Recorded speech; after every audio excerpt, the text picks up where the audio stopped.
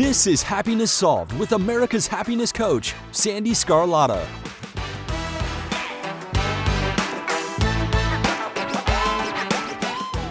Hello, everyone, and welcome to today's episode. I am so happy you're here. So before I introduce today's guest, I want to share with you my 4 simple tips on self-love. You see, so many people are looking for love, and what they do not realize is that they need to learn to love themselves first in order to have a healthy, loving relationship with someone else or their soulmate. In a Psychology Today article by April Eldemeyer stated that more self-love will attract healthier relationships. So tip number 1 is forgive yourself and others. When you are holding on to bitterness for someone else or for yourself, forgiveness is essential. Remember, forgiveness is letting go of the bitterness so you are free to love instead. Tip number 2, stop comparing yourself. So often we compare ourselves to others, wishing we had someone else's looks, their money, their relationship, the car, the house. But when you compare yourself to someone else, all you're doing is reinforcing that you're not good enough, and you are good enough. Tip number 3, stop criticizing yourself. That critical voice in your head is sabotaging any chance to love yourself and to love someone else. Instead, talk to yourself like you are talking to a child that is upset, being gentle and compassionate. And lastly, tip number 4, accept yourself. You need to work on accepting yourself exactly the way you are. Understand and know that you are perfect. So if you'd like to learn more about me, you can visit my website at www.sandeesgarlata.com. So thank you so much for listening today, and I hope you enjoy this episode.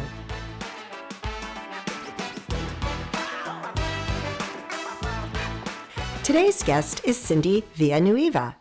Cindy is an inspirational writer with a passion for helping women achieve lives of strength and joy.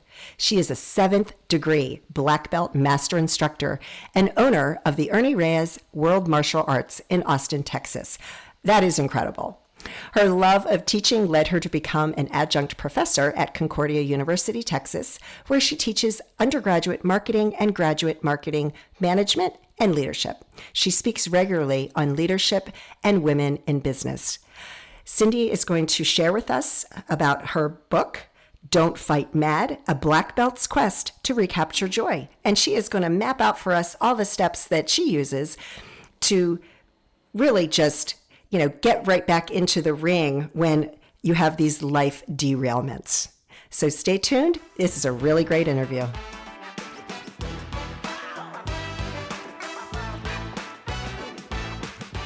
Cindy, hello. How are you today? I am well, thank you. Thank you for being here, and you're so patient. I love that when we have little tech issues before we get started, but it's all working, so yay. All right, yes. Thank you so much for having me. Oh, of course, of course.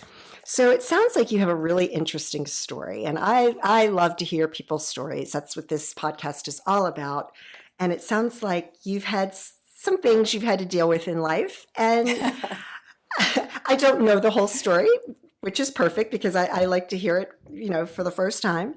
So what is your story? How did you get to where you are today? Well, thank you very much.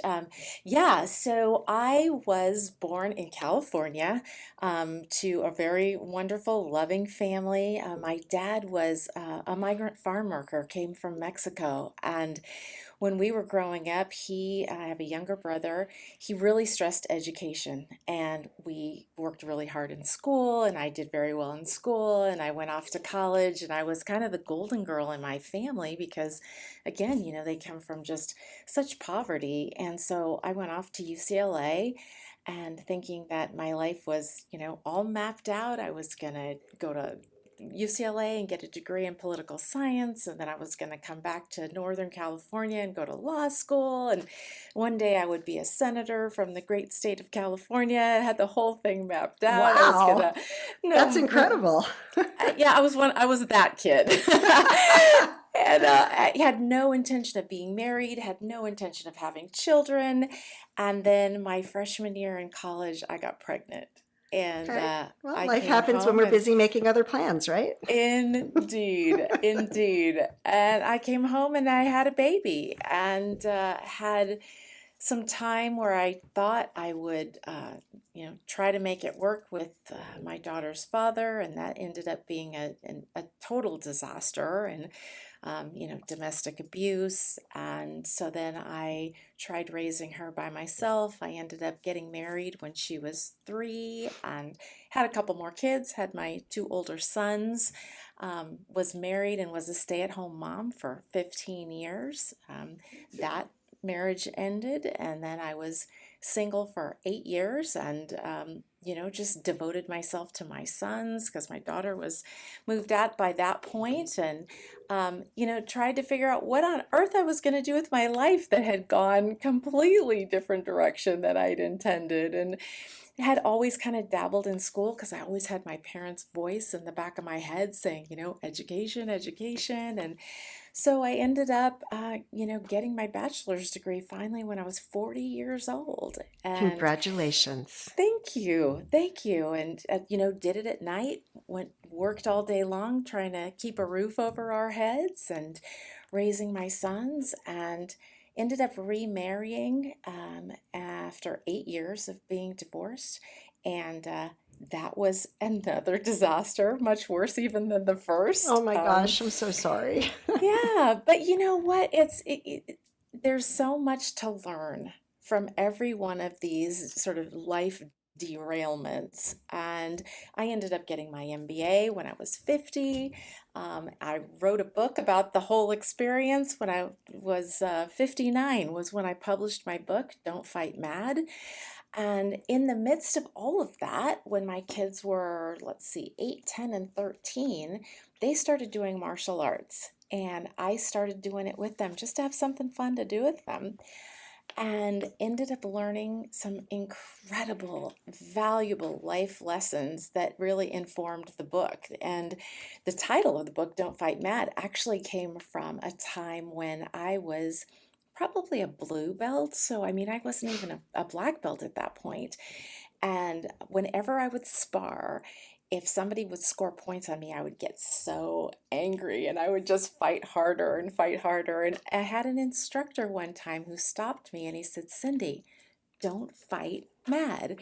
When you fight mad, you don't see what's coming and you miss opportunities.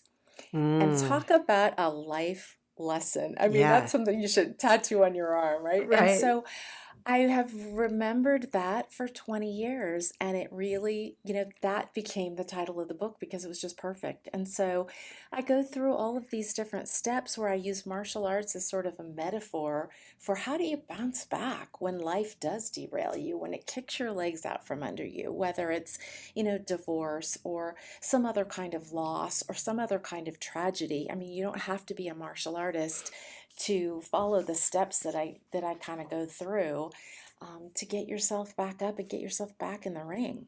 Yeah, I love it. So, what are some of these metaphors? Yeah, yeah. So the very first one is get in the ring. Being a spectator doesn't get you anywhere. And when you've been sort of kicked out of the ring, when you've had your legs, knocked out from underneath you, um, it's very, very seductive to want to just sit on the sidelines.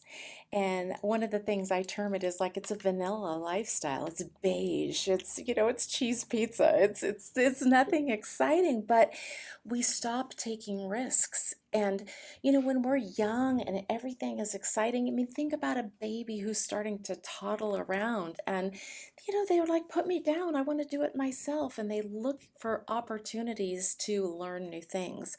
But when we've gone through something catastrophic in our lives, whether it's young or older, we start playing it safe. We stop taking risks. And so the very first step is, you know what? Get in the ring. You don't have to do something big. Just get in the ring. But the important thing is that you get in the right ring. And one of the things I talk about is, when we go to tournaments, I know the ring I'm supposed to be in. I mean, I'm a seventh degree black belt, but I'm Whoa. not going, I'm not Don't going mess with to get, Cindy. hard fought, I'll tell you. But, I don't get into the ring with the heavyweight black belt men. It's not my ring. Right. I know the ring I'm supposed to be in. I get into the ring with the women who are at my weight class, at my age division, because that's where I am going to be pushed to do my best, and I'm going to have the greatest opportunity for success, and I'm going to learn. But if I'm not in my correct ring, it's never going to be successful. And I talk a lot about, for some of us, we're in the wrong ring. And we're in the ring because maybe that's the ring our parents told us that we were supposed to be in from, a young age, or we've had society push us into that ring.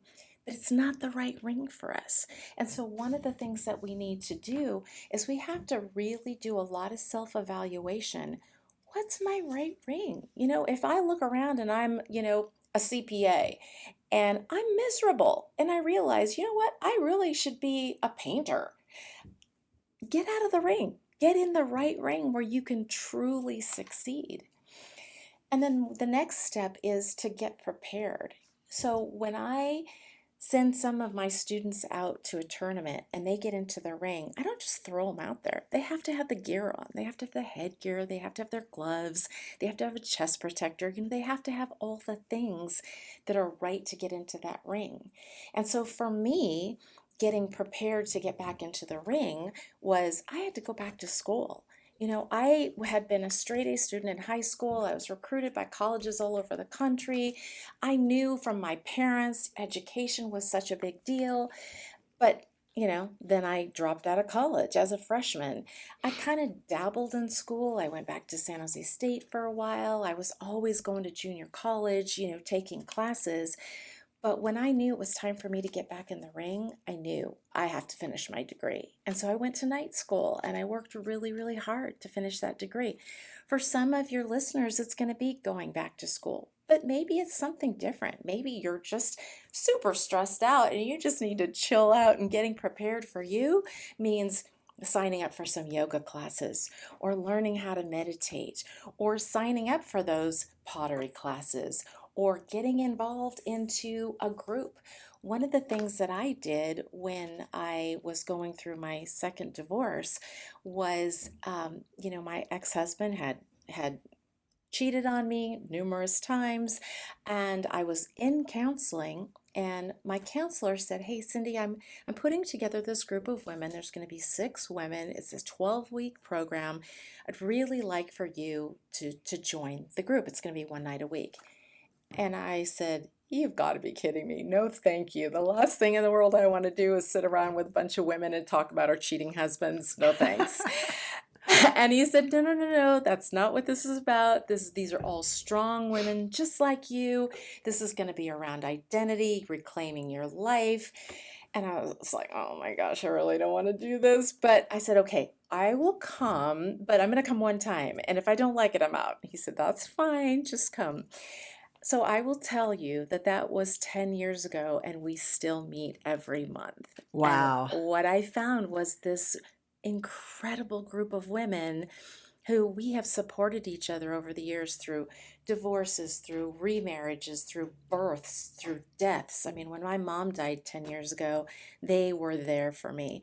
And so maybe that's part of getting prepared, is finding that group of people. And it doesn't have to be big. It can be one person who can really, really support you and help you be prepared. I love it. Love it. The next step is getting comfortable with punches. I tell a story of, I had these 2 sisters who started with me years and years ago. Now they're both black belts, but at the time, these 2 little girls, and they were so excited to start sparring. And I don't let my students spar right off the bat. You have to be, several belts into it before you get to start sparring. And their dad was really stressed out about them sparring. And he said, "Cindy, can they get hurt? Can they get punched in the face?" And I'm saying, "Well, yeah, of course. This is martial arts, This is a knitting class." But the girls were super excited. And so they started sparring. And of course, I've got black belts there watching them and everything is safe. But what I found was that they had no problem getting punched.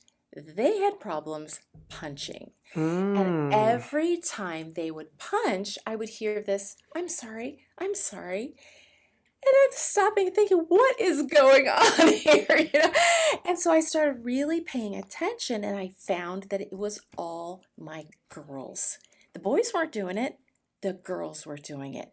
They didn't bat an eye when they got hit, but every time they hit, they would say, I'm sorry. Yeah, that would be me.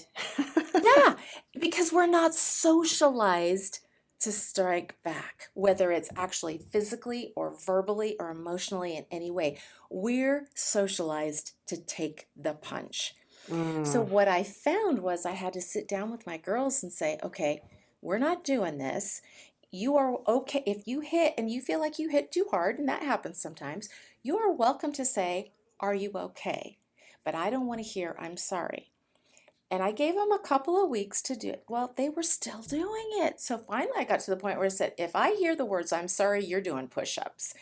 And I had to just break them of this I'm sorry business. And so what I have found, and I use this with my leadership clients, the same thing. As women, we are not socialized to fight back. And so I work with women on how do you do that in a way that's not aggressive, that's not, bitchy, that's not, a terrible thing that is inauthentic for you.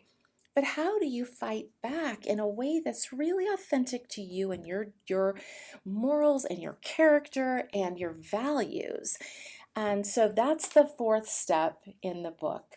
The next one is don't fight mad. And in this, it can be anger, but it can also be any negative emotion. It can be a lack of forgiveness. It can be shame. It can be guilt. It can be remorse. It can be any of those negative emotions that don't permit us to fight intelligently. And I go back to what my instructor said. When you fight mad, you don't see what's coming and you miss opportunities. Mm. And so it's really key for us to learn how to fight in a way that is affirming and is genuine. Mm. Then I talk about mix it up. And again, going back to martial arts, I had a student years ago, it was really funny, who was so excited to go to his first tournament. And so we get to the first tournament, and I think he was about 11 years old, and he gets into the ring and he's just getting scored on and scored on and scored on. And I can see he's getting really discouraged because the other kid is beating him. So we call timeout, and I pull him over. It's like, keep your hands up, keep in there. This is your first tournament. You're doing great. So he gets back in the ring and he throws a cross step axe kick and he scores. And in our tournaments, a kick gets you 2 points. So he just lights up. And so he continues to throw axe kicks and he's scoring. And I'm telling him, okay, try something else. Throw punches, throw a roundhouse kick, but no, axe kick, axe kick, axe kick. Well, unfortunately, in this situation, he actually wins the match. So he's convinced that axe kicks are the only way to win in a tournament. And so we come back to the studio the following week during practice, everything's axe kicks. And I'm telling him, you have this whole toolbox of other things that you can use. Well, in our lives, we get really used to doing the same thing. We do the same thing over and over and over, whether it works or not. You have to mix it up. You have to find other techniques. So if, being the smartest kid in the room works for you most of the time, but sometimes it doesn't, you have to find a different way. Are there different methods that you can use that you can get success, whether it's in relationships or it's in business? There are other things that you can do. And then Yes. the last tip I have in the book is listen to your coach. And I talk about there. I had a student an adult student.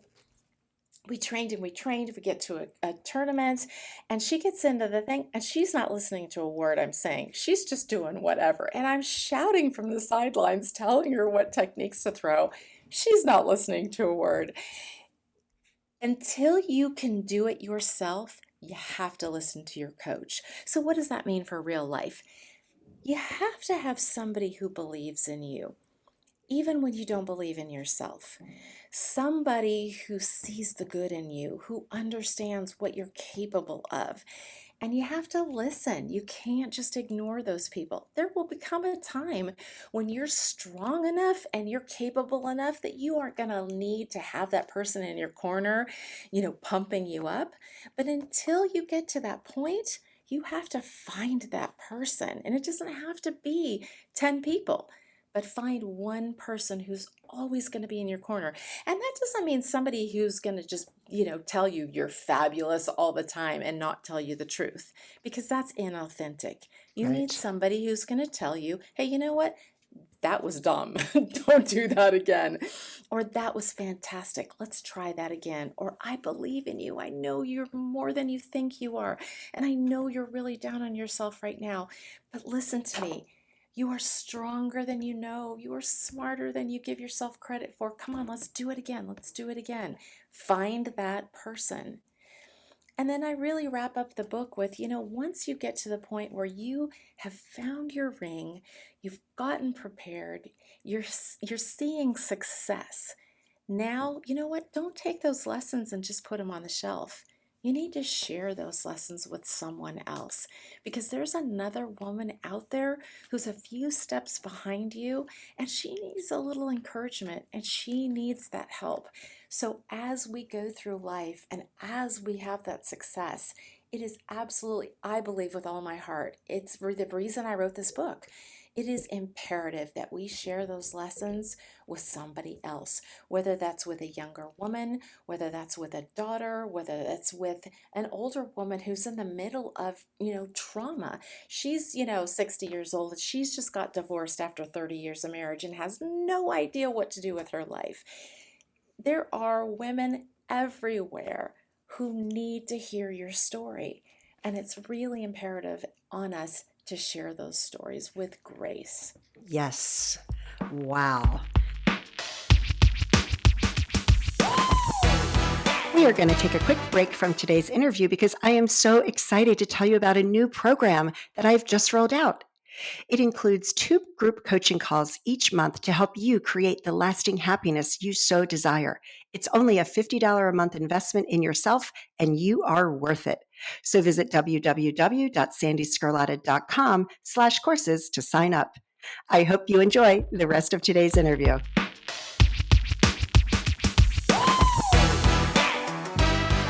That was really, I love how you used your experience and, with martial arts. And Yeah. it's, I mean, you're saying everything that like I talk about in my book, but it's just a different package, and I love it. Yeah. Yeah. And the cool thing is, you don't have to be a martial artist for this to make sense Right. to you. Of Yeah. course not. Of course not. I Yeah. love it. Wow. And the whole getting comfortable with the punches, like that, Mm. yeah, that's really something. I got a chance to do an interview with, there's a group out of San Diego that's all paralegals. And I was talking with a woman there, and she was telling me how paralegals, generally speaking, are working with these really high powered attorneys and frequently are not treated as well as they should be. Even though they have a lot of education and a lot of ability and are frequently doing a lot of the stuff that the attorneys, maybe don't want to do, and then they're going and arguing the cases, but the paralegals are doing tons of work, but they're in sort of a one down position with attorneys. And she was telling me, they really need to hear that part of your book. So we did an entire meeting around just getting comfortable with punches and how do you speak up for yourself without having to be angry, without having to be confrontational. How can you be just very matter of fact about it? You have to be able to say, this is how I want to be treated, without having to rage or, cry or anything like that. If I tell you, hey, Sandy, you know what? I'm 60 years old. I got green eyes.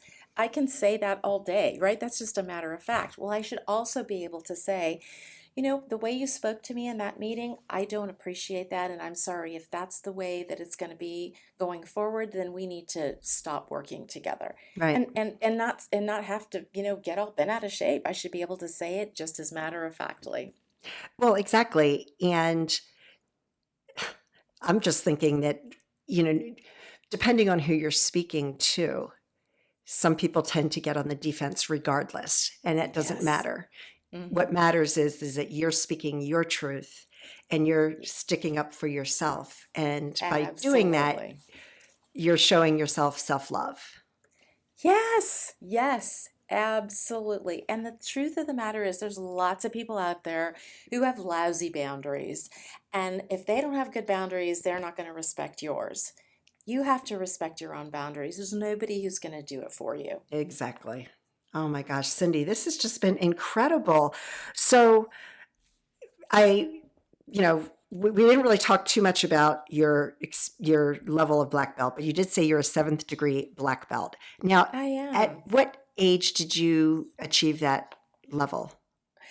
Well, this is great. So, I teach students here who start at 4 years old. I did not start martial arts until I was 32. And like I said, I started because my kids were doing it. It was something fun to do with them. I would go and watch them, and there was one instructor there who would come over and she'd say, you want to get out here. You want to do this. And I'm like, no, I'm too old or I'm too whatever. But I did. I started it and never in a million years thought about getting a black belt or owning a school. But, once I got into it, it was just so empowering and so fabulous. And so I have passed up all my kids. All three of my boys are black belts. I have one first degree, one second degree, and one third degree. But I just kept going and I absolutely fell in love with it. And I will say one really lovely, wonderful thing happened to me in 2020. Um, Once you get to fourth degree in the organization I'm with, which is all over the country, it's the Ernie Reyes West Coast World Martial Arts Association. There's like 40 something schools around the country. Only five of us are women owned, by the way. So that's kind of Wow, exciting. that's awesome. It's pretty cool. Yeah. So, yeah, in 2020 was a mastery test. So once you're at fourth degree, you're considered a master instructor, and you only test every 4 years. And so I had tested for my sixth degree in 2016, and I had gotten a Best Tester award. I got the most fit in my age group, the whole shebang. So I was ready for 2020. I was going to be testing for my seventh degree black belt. Well, I have a congenital problem with my joints, and I had really severe arthritis in my shoulders. And so I had been to the surgeon, and he said, "Look, Cindy, both of these have got to go. You're bone on bone. Obviously, I'm not going to do them at the same time. I'm going to do one at a time." And I said, "Okay, well, look." And this was September of 2019. And I said, "Look, I have a black belt test next summer. After that, you can cut my arms off. I don't care. But I mean, at that point, I have to get through this mastery test." And so I decided I was going to wait. Well, about a month later, I was on business. I was in San Francisco, and I was had some time to kill before I went to the airport, and I was shopping at Nordstrom and put on this top, and I decided I didn't like it. I went to take the top off and I couldn't get it off. And I'm thinking, okay, I'm not calling someone in here to help me take this thing off. And it took me 10 minutes to wriggle out of this top. And I thought, okay, if I cannot even get undressed, there is no possible way I am going through a 6-day mastery test. It's not going to happen. So I called Grandmaster Reyes and I told him, what, sir, I can't do it. I've got to have this surgery. And I'm bawling, and it's like, terrible, terrible. It's a big deal. So I missed my test. And of course it ended up being COVID, and it ended up being we did a bunch of stuff on Zoom because ordinarily we would fly to California for the test. But I had 9 testers here in Austin, and I just poured myself into their test to make sure that it was a really amazing thing. And so we, did 6 days, and, they had to camp outside and they had to eat rice cakes and drink water, like we would do at a normal mastery test. And so had my surgery. And then after that, a few months later, we had a national tournament, and we did it all on Zoom. And so I competed because I don't ask my students to do things I'm not doing. So I competed in my division, and I won. And that afternoon, I was driving someplace and I got a phone call from Grandmaster Reyes. And he said, Cindy, I just have to tell you, I'm so proud of you to see, you're just the bionic woman. You've come back from this surgery. You looked fantastic. You really surprised me. And he said, the leadership that you've shown over the last year, he said, I never do this. I am promoting you to seventh degree with your peers. Aw. And so I mean, I just, it was, you can tell. I mean, words, I didn't even have words for it. It was such an amazing thing. And I was so incredibly grateful. Yeah, so that's how I got my seventh degree. Wow. Well, congratulations. That's incredible. Thank you. I'm Thank you. inspired for sure. Oh, thanks. Well, Cindy, this has been so great. Is there anything else you'd like to share with the audience? I would just like to say I would absolutely love it if you would come to my website. I'm at cindyvillanueva.com. I'm sure it'll be in your show notes. Yep. And you can get the book Don't Fight Mad: A Black Belt's Quest to Recapture Joy. It's available on Kindle on Amazon as well as paperback on Amazon. You can get the hardbound at Barnes and Noble, and it's also on Audible. I was really excited to do the narration for the audiobook. My brother is a voiceover actor, and when he read the book, he said, Sis, you've got to do an audiobook. And he has a studio in his home, so I went out to California and we recorded the audiobook, which you can get on Audible or a lot of other places that you can find on my website. But I would love to stay in touch with your listeners, and I would also be delighted to give a signed copy of the book and the companion journal to any reader that you want to select somebody who is one of your listeners. All right. That sounds amazing. Yes, we'll definitely look into that. Great. Oh, Cindy, thank you so much. You just offered so many amazing life lessons and skills that people can learn from. So thank you so much. Absolutely, my pleasure. Thank you for having me, Sandy. Absolutely. Take care.